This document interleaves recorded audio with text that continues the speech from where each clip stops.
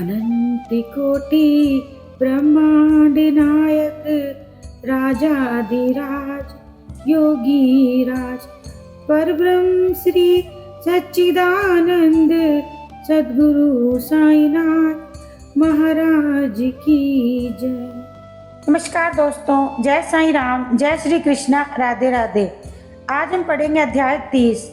आज के अध्याय में हम पढ़ेंगे शिरडी को खिंचे गए भक्त, वणी के काका वैद्य खुशाल चंद, बम्बई के रामलाल पंजाबी।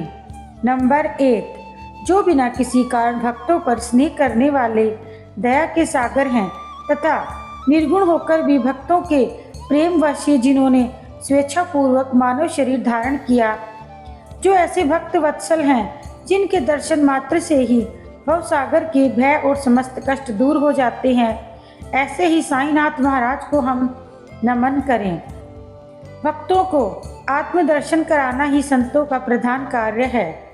श्री साईं जो संत शिरोमणि हैं, उनका तो मुख्य ध्येय यही है। जो उनके श्री चरणों की शरण में जाते हैं, उनके समस्त पाप नष्ट होकर निश्चित ही दिन प्रतिदिन प्रगति करते हैं।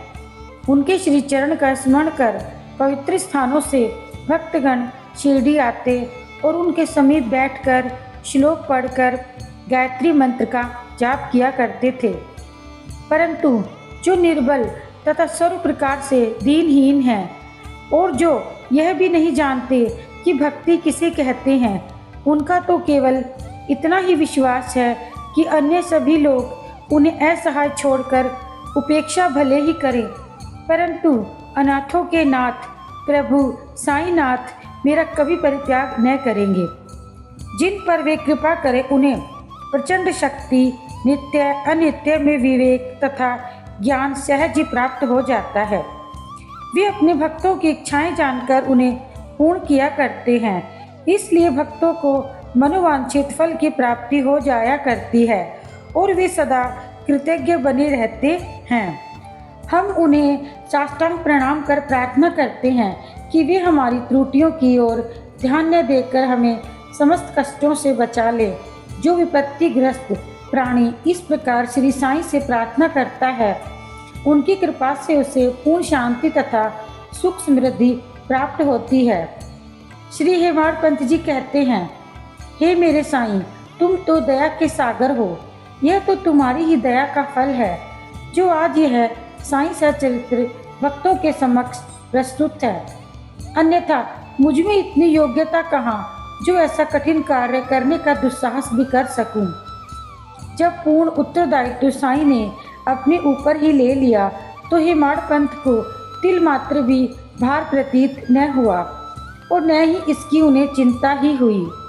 श्री साईं ने इस ग्रंथ के रूप में उनकी सेवा स्वीकार कर ली। यह केवल उनके पूर्व जन्म के शुभ संस्कारों के कारण ही संभव हुआ, जिसके लिए वे अपने को भाग्यशाली और कृतार्थ समझते हैं।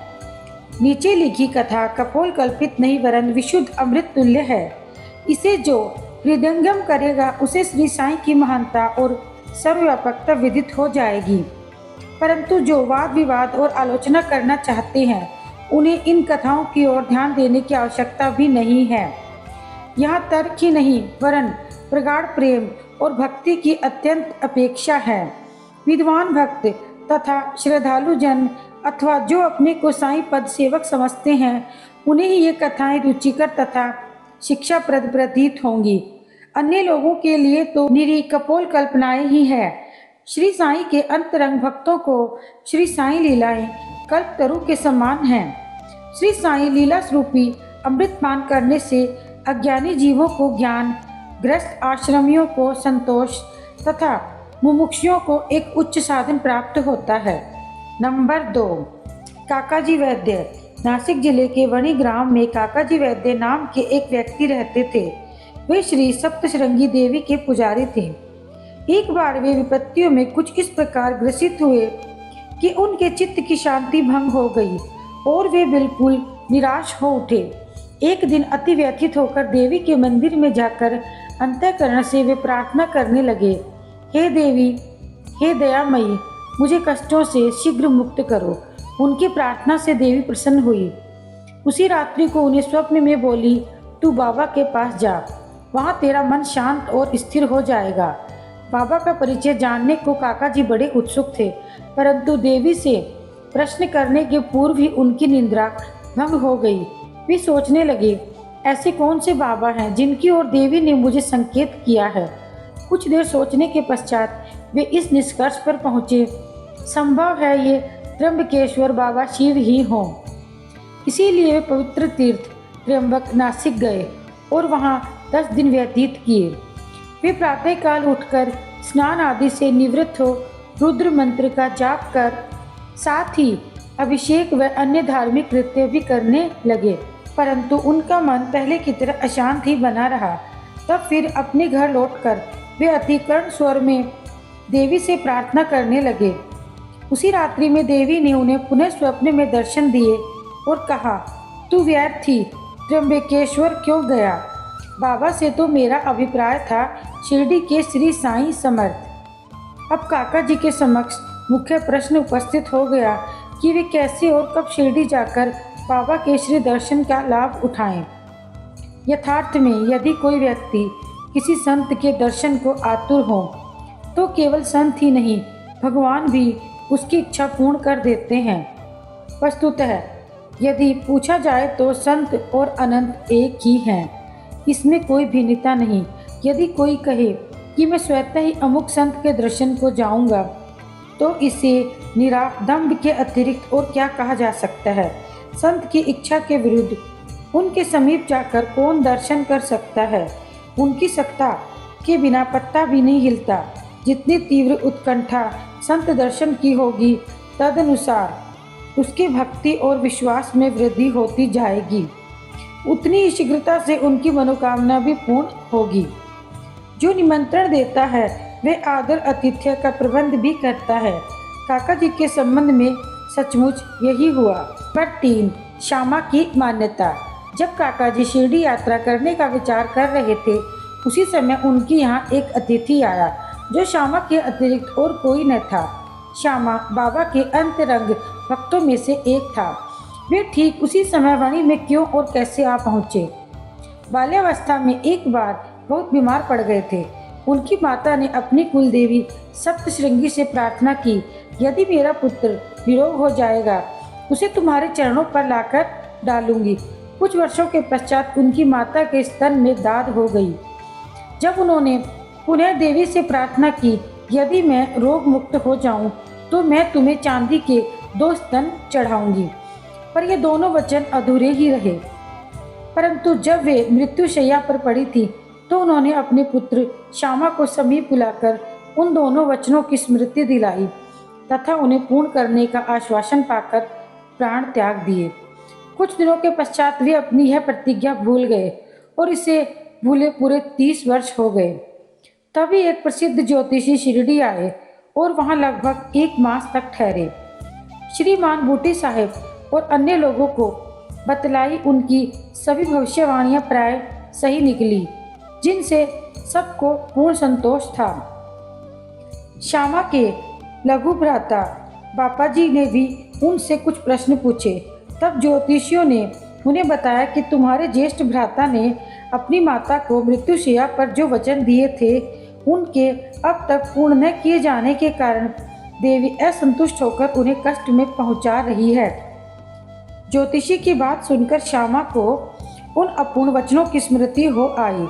अब वो और विलंब करना खतरनाक समझकर उन्होंने सुनार को बुलाकर शीघ्र चांदी के 2 स्तन तैयार करवाए और उन्हें मस्जिद में ले जाकर बाबा के समक्ष रख दिया तथा प्रणाम कर उन्हें स्वीकार कर वचन मुक्त करने की प्रार्थना की।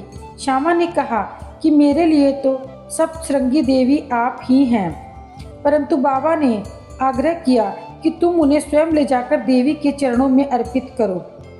बाबा की आज्ञा व उदी लेकर उन्होंने वणी को प्रस्थान किया। पुजारी का घर पूछते पूछते वे काका जी के पास जा पहुँचे। काका जी इस समय बाबा के दर्शनों को बड़े उत्सुक थे और ठीक वैसे ही मौके पर श्यामा भी वहां आ पहुंचा। वह संयोग भी कैसा विचित्र था। काका जी ने आगंतुक से उनका परिचय प्राप्त कर पूछा कि आप कहां से पधार रहे हैं। जब उन्होंने सुना कि वे शिरडी से आ रहे हैं तो वे एकदम प्रेम में मगन हो गए, श्यामा से लिपट गए और फिर दोनों ने ही श्री साईं लीलाओं का वार्तालाप आरंभ कर दिया। अपने वचन संबंधी कृत्यों को पूर्ण कर वे काका जी के साथ शिरडी लौट आए। काका मस्जिद पहुंचकर बाबा के श्री चरणों से जा लिपटे। उनके नेत्रों से प्रेमाश्रुओं की धारा बहने लगी। उनका चित्त स्थिर हो गया। देवी के दृष्टांत अनुसार जैसे ही उन्होंने बाबा के दर्शन किए, उनके मन की अशांति तुरंत नष्ट हो गई। वे परम शांति का अनुभव करने लगे। वे विचार करने लगे कि कैसी अद्भुत शक्ति है कि बिना कोई संभाषण या प्रश्नोत्तर किए अथवा आशीष पाए दर्शन मात्र से ही अपार प्रसन्नता हो रही है। सचमुच में दर्शन का महत्व तो इसे ही कहते हैं। उनके त्रसित नेत्र साईं चरणों पर स्थिर हो गए और वे अपनी जिह्वा से एक शब्द भी न बोल सके। बाबा की अन्य लीलाएं सुनकर उन्हें अपार आनंद हुआ। वे पूर्णतः बाबा के शरणागत हो गए। सब चिंताओं और कष्टों को भूलकर वे परम आनंदित हुए। उन्होंने वहाँ सुखपूर्वक 12 दिन व्यतीत किए और फिर बाबा की आज्ञा, आशीर्वाद तथा उदी प्रसाद लेकर अपने घर लौट आए। नंबर 4, खुशाल चंद, राहता निवासी। ऐसा कहते हैं प्रातः बेला में जो स्वप्न आता है वह बहुधा जागृत अवस्था में सत्य निकलता है। ठीक है, ऐसा ही होता होगा, परंतु बाबा के संबंध में ऐसा कोई प्रतिबंध नहीं था। ऐसा ही एक उदाहरण प्रस्तुत है। बाबा ने एक दिन तृतीय प्रहर काका साहब को तांगा लेकर राहता से खुशाल चंद को लाने के लिए भेजा, क्योंकि खुशाल चंद से उनकी कई दिनों से भेंट न हुई थी। राहता पहुंचकर काका साहब ने यह संदेश उन्हें सुना दिया। यह संदेश सुनकर उन्हें महान आश्चर्य हुआ। वे कहने लगे, दोपहर को भोजन के उपरांत थोड़ी देर मुझे झपकी आ गई। तभी बाबा स्वप्न में आए और मुझे शीघ्र ही शिरडी आने को कहा, परंतु घोड़े का प्रबंध न हो सकने के कारण मैंने अपने पुत्र को यह सूचना देने के लिए ही उनके पास भेजा था। जब वह गांव की सीमा तक पहुंचा था तभी आप सामने से तांगा में आते दिखाई दिए। वे दोनों तांगे में बैठकर शिरडी पहुंचे तथा बाबा से भेंट कर उन्हें बड़ी प्रसन्नता हुई। बाबा की यह लीला देख खुशाल चंद गदगद हो गए। नंबर 5, बम्बई के रामलाल पंजाबी। बम्बई के एक पंजाबी ब्राह्मण श्री रामलाल को बाबा ने स्वप्न में एक महंत के वेश में दर्शन देकर शिरडी आने को कहा। उन्हें नाम ग्राम कुछ भी पता न चल रहा था।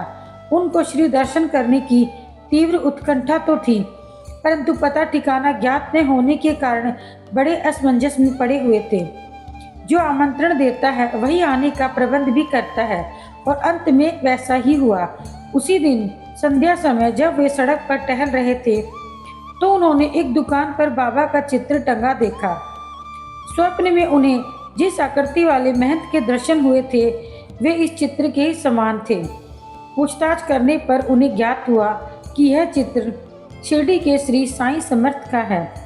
तब उन्होंने शीघ्र ही शिरडी प्रस्थान किया तथा जीवन पर्यंत शिरडी में ही निवास किया। इस प्रकार बाबा ने अपने भक्तों को अपने दर्शन के लिए शिरडी में बुलाया और उनकी लौकिक तथा पारलौकिक समस्त इच्छाएं पूर्ण की। और इसी के साथ यह अध्याय यहीं समाप्त होता है। जय साईं राम।